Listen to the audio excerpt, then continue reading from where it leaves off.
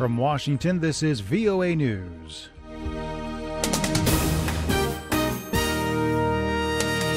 Hello, I'm Steve Miller. Kenya's Supreme Court has nullified President Uhuru Kenyatta's electoral win, citing irregularities, and ordered a new poll within 60 days. Mia Walmsley has more. Opposition leader Raila Odinga filed a petition to the court claiming that results from more than a third of polling stations were fatally flawed. Odinga's contested the last 3 polls and lost each time.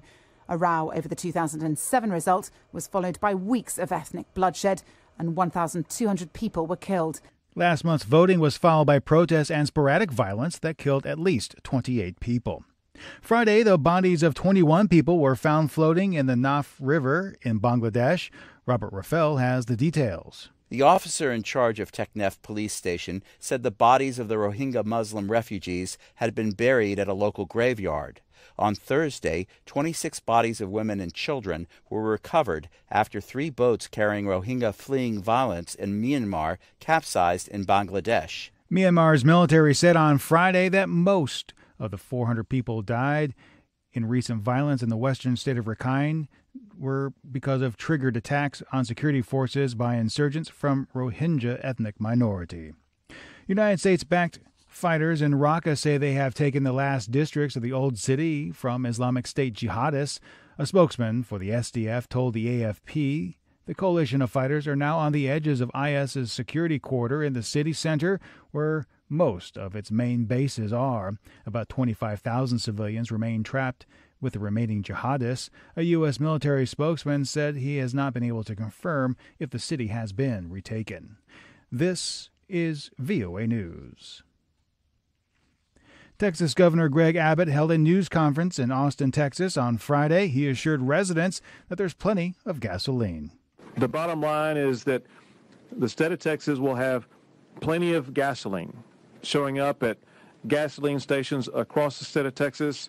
So don't worry, we will not run out, and we will be back into our normal pattern before you know it. Harvey shut down about a quarter of the U.S. refinery capacity, much of which is clustered along the Gulf Coast, and caused gasoline prices to spike to a nearly 2-year high ahead of the long Labor Day holiday weekend. The storm has displaced more than 1 million people, with up to 44 feared dead. U.S. President Donald Trump has indicated a decision is imminent as to whether or not he will end the Obama administration policy that protects children of undocumented immigrants who enter the United States illegally. We'll be releasing on DACA sometime over the weekend, probably Sunday, Saturday. Latest will be Monday. The program known as DACA, or Deferred Action for Childhood Arrivals, is the 2012 Obama administration policy that protects children of undocumented immigrants who entered the United States illegally. The Trump administration faces a September 5 deadline for a decision set by a group of state attorneys grappling with the issues in their states. DACA has given nearly 800,000 people a reprieve from deportation by providing 2-year renewable work permits for eligible applicants.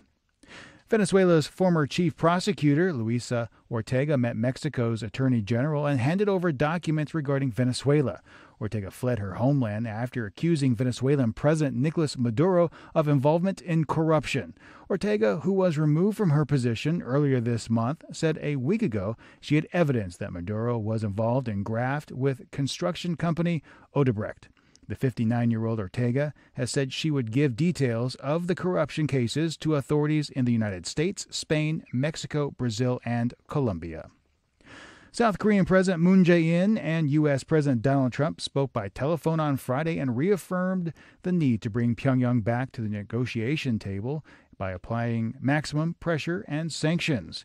Asked by VOA during Friday's briefing to clarify Trump's stance, White House Press Secretary Sarah Huckabee Sanders replied, quote, "The president is looking for an integrated process, and we're continuing to move forward on that. We take North Korea extremely seriously, and all options are on the table. That has not changed," end quote.